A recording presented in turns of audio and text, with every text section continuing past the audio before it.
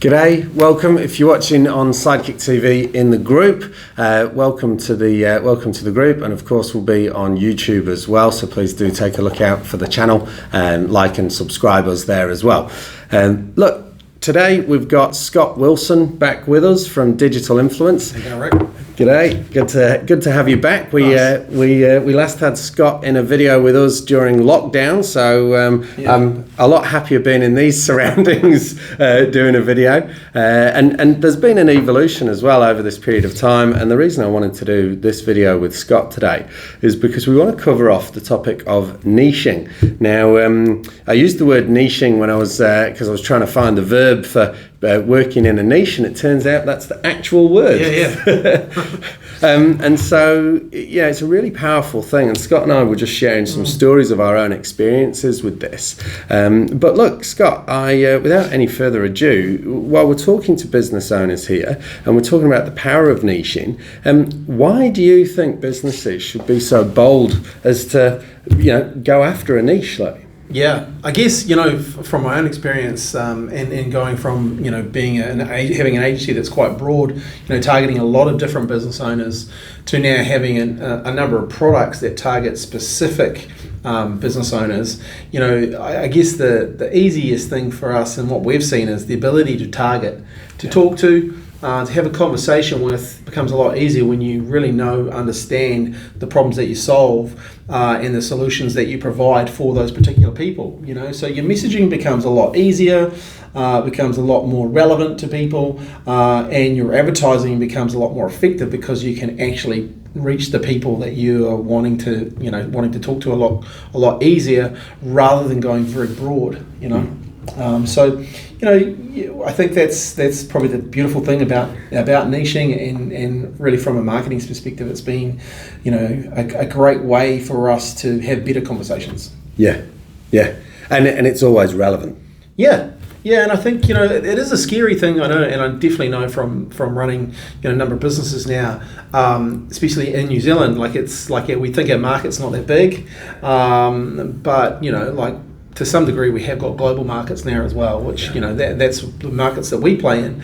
And, it can be scary for a business owner sitting there going, no, I don't really want a niche. I want everyone to know who I am and that sort of stuff. And I guess, probably 10 years ago that might have carried and might have, but now it's becoming more and more competitive as you see more and more businesses coming in and are starting to niche, right? Yeah. And they'll get known quicker, faster in your marketplace, and take you over. Yeah, and I think also you got to look at this as we might be scared of niching, but actually we might be losing our clients to other people that are niching. There might be an Australian firm that's just decided to take the bold step you're not taking, and they'll export to here. Yeah, and guess what? Their language to their target market will be better because they've thought about it more. Their offer to the marketplace will be better because they've thought about it more, and their advertising will be better because they've taken the time to understand everything about that marketplace, about the people inside that marketplace. What are their problems? What keeps them up at night? What are the language they use inside that market? So you can see how quite quickly you can get involved in a niche. And you can become, relevant to those people really fast. One thing I would say to people though as well, you don't actually have to get married to the niche. There's a lot of people we talk to and I don't want to do this. Well, that's fine. Just give that a go and see where it heads to. And we've done that in our business. We still have an agency that deals with a lot of people broadly, a lot of business owners, but we also then have our products that in specific niches. So we you don't actually have to get married to some degree. We did this. I think I've spoken about it before. I created the best product in the world. It just turned out no one wanted. And that happens a lot, right? A lot of business owners, we all always think we've got something that someone else want to buy, and I think that's the beautiful thing about the internet these days. You can actually find if you've got a buyer first, and I think that's the products what we've created is, hey, do we have a product first? Number one thing I would do is create an order form, and if people want to buy off your minimum viable product a little bit of information, then you've got something to expand on. Yeah. So why don't you tell us the niche that's really present in your mind right now? It's for tattoo artists. Yeah, tattoo artists. If you told me, if you said to me 5 years ago, you'd be in a niche dealing with tattoo artists, so I would have laughed, and I still find it a bit strange. It's really interesting learning the language of that niche, and the types of people that are in that niche. I was just on a call this morning with a business owner, a tattoo studio, and it was just interesting learning and listening and hearing their, what problems they have in their business. All that, there's a whole bunch of stuff that, you don't know unless you're talking to these people. For us, it was more born around the fact that we wanted to move our agency from, a complete done-for-you model for people. So people would come to us, we'd create the campaigns, we'd run the campaigns, we'd brainstorm all the ideas, we'd be the complete agency, which is very tiring. There's a lot of work in that. There's a lot of moving parts, etc. We're good at it, but we also wanted to build some products. Yeah. I saw in 2017 where Messenger was going, and so we've created a number of products inside the Messenger ecosystem. And then one we started testing was a product, and we've started to use it and test it with tattoo studios, and it works. It's really interesting having a conversation when you've got a product that actually puts money in someone's pocket, it's a complete flip to what you see out there in the marketplace with marketing. This actually gives the business owner cash flow, and so it's a totally different conversation, which is kind of interesting of itself, right? Tattoo studios, we're involved in it. We're doing it globally. We've got some really amazing deals on at the moment that we probably would have never got into if we were just a generalized agency. We created a completely different brand for this as well. But we didn't go to a huge expense. We created a logo on Canva. It's like, let's test this, let's see if it works. We know we've got a product that works, let's push a bit of marketing out there.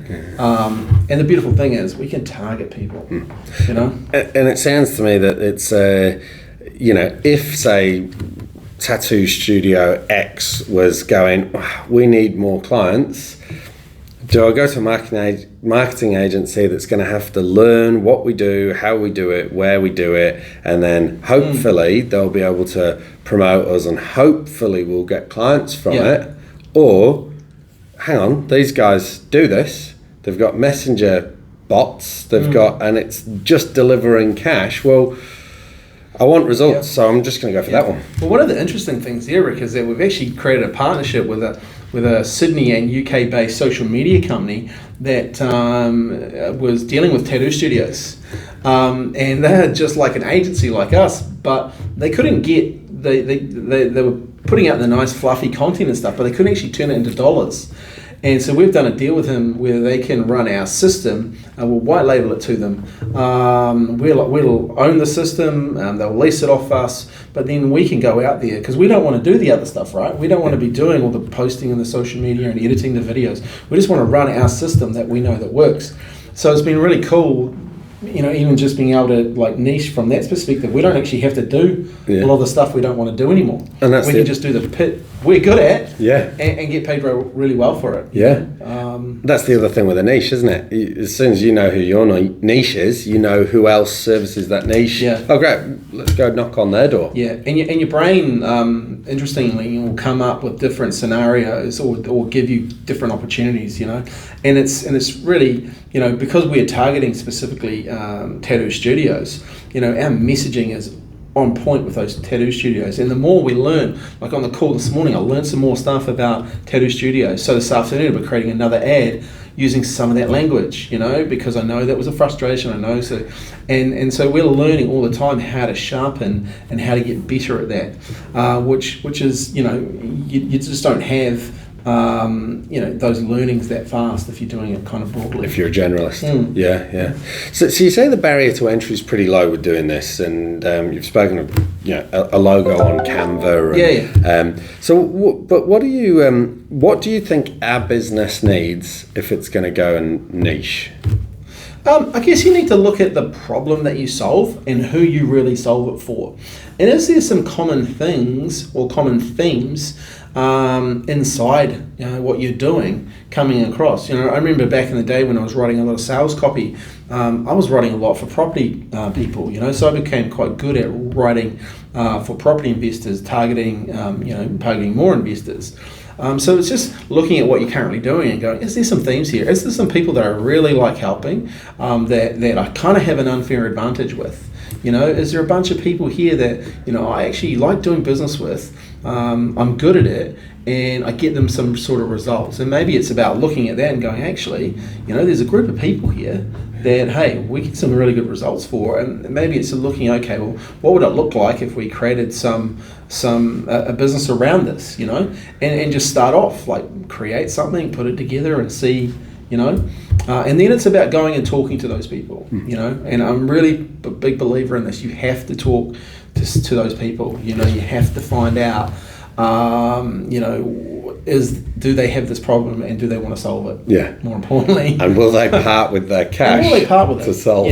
Yeah. And that's a big one, right? Like, and I can see, how it can go wrong for a lot of people because they've created something that then no one wants to part with their cash for it, right? Because they don't see the value exchange, right? I think that's really important as well. Yeah, and you don't get any friendly coaches on that one. I mean, I always advocate against friendly coaches, right? Go and ask these people, would they genuinely be spending money on this?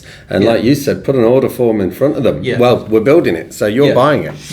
Yeah. And look, if you have to, sometimes you have to do some stuff for free in order to get case studies. Like, we were lucky enough, our first case study was a paid client, but he had a real problem. His website didn't sell during lockdown, so we set him up a system that allowed him to sell. 6 months later, he sold $73,000 worth of sales cash into his Stripe account, and then he's made a bunch of money on the back end, right, as well. And the system keeps rolling. It keeps bringing him money every day, every week. So we were lucky there. We had a paid client that had a problem. We didn't deal with his website, so we actually bypassed the website now. So maybe sometimes you have to do a couple of things in a niche for free just to get known. You do whatever it takes, right? Like, the thing I would say is, you don't have to get married to a niche, but like, get in there and give it a really good go. Because it does become easier once you get known. And we're just scraping the surface of the tattoo world. No one knows us at the moment, apart from the people that are seeing their ads. So we want to get really well known in there because look, here's another thing, we're not dealing with everyone inside that niche. There's guys out there that are artists and stuff, they're booked for 5 years in advance. They're like world famous and stuff. I want to deal with a guy who's got 26 different tattoo studios that we're talking to at the moment, because he's got a bigger engine that he needs to fuel, right? So that's the kind. So it's just figuring out what works for you and what works for them as well. Yeah, great. And I suppose one other thing you need is you need the balls to commit to it, don't you? Like you say, you need to actually dive in and give it the best go. And I think it's, definitely, it's about, okay, well, what is the minimum viable product that we need to get it up and running? We need an order form. We need how to create some sort of conversation somehow. So for us, it was real quickly, we built a 1-2 page website. We built a landing page where people could book in calls. We created a case study. We spending some bunch of money on ads. So we're getting stuff moving, right? We're putting our own money in the marketplace, and we're testing and measuring, and we're having conversations. And that's, you pretty quickly can find out whether you've got something or not just by doing a few of those things. You don't actually have to, run out and get a whole bunch of brochures, car selling rich and all this sort of stuff. You just get in there first. Have conversations. That's probably the most important thing I tell people all the time is, look, have some conversations. Go and talk to the people that can and want to give you money and find out if they do, right? So I think it's real important that you're prepared to commit to that level at least. And I realised, as we were talking about this, that this is something that we did 10 years ago, and I hadn't really, I wasn't conscious of that.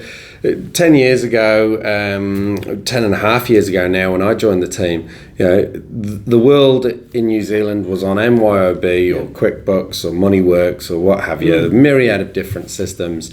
And we said, nah, we're doing fixed fees. We're going to call it Sidekick. We're going to build it around Xero. And kind of, if you're not on Xero, if you're part of the 98%, not the 2%, you can't really buy it. But we knew that this was an idea that had legs, and sure enough, 10.5 years later, a team of 60 around the South Island, it really worked for us. Perhaps it's made me realise I need to find a new niche. But that's a good point that you've learned over, and it's been 10 years, right?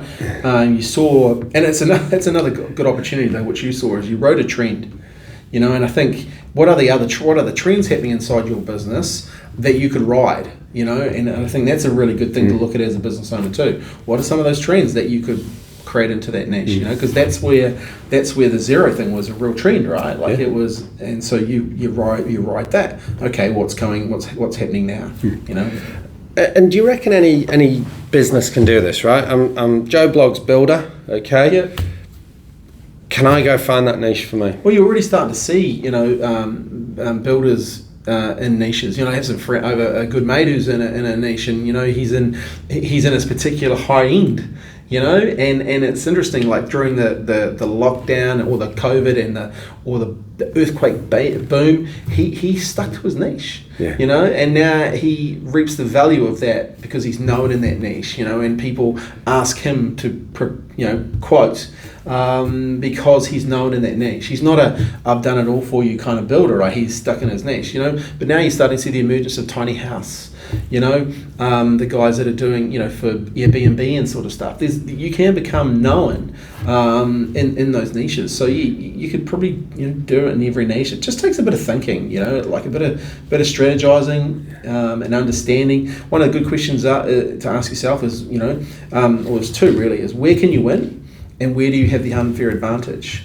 So there are two good questions to unpack and look at what you're doing, on a daily, monthly basis, and then hey, there's some opportunities there. Let's have a go at that one.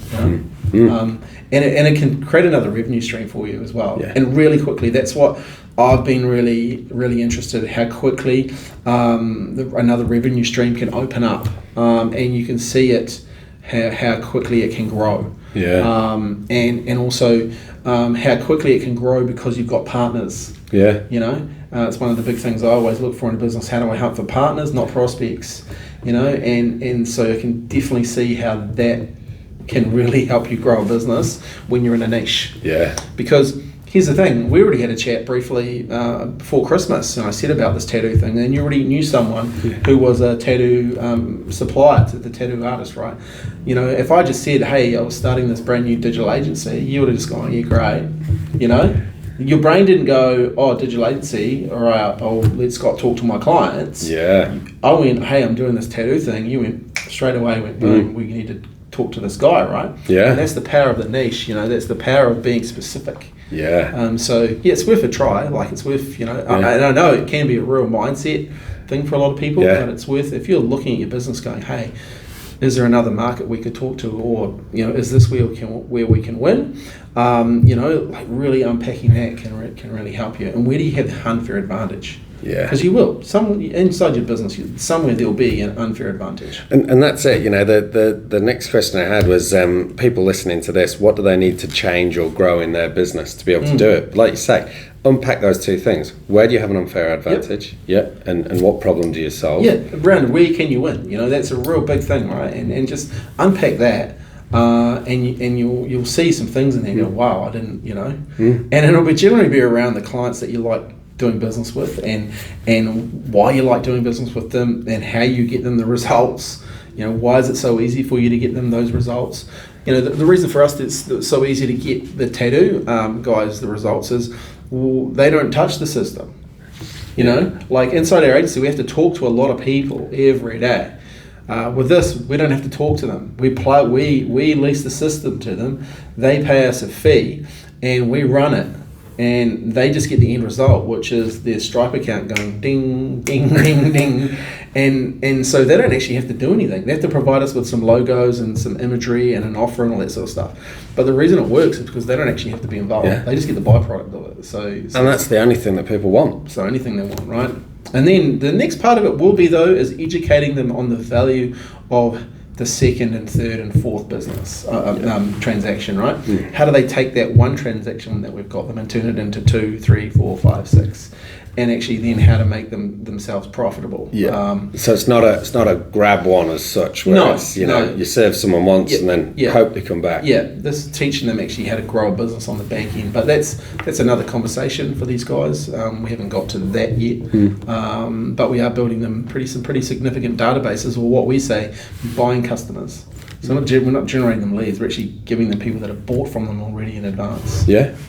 Perfect. And that comes back to that point as well of you don't need the finished product on day one. No. You build it, oh great, this works. Yeah. And build on it from there. You think of the builder, you can do the high end, or there might be a product that you do. You might be the builder that does the tiny house, but you're still right now going and building houses in subdivisions for people. It can be just something that you tack on initially.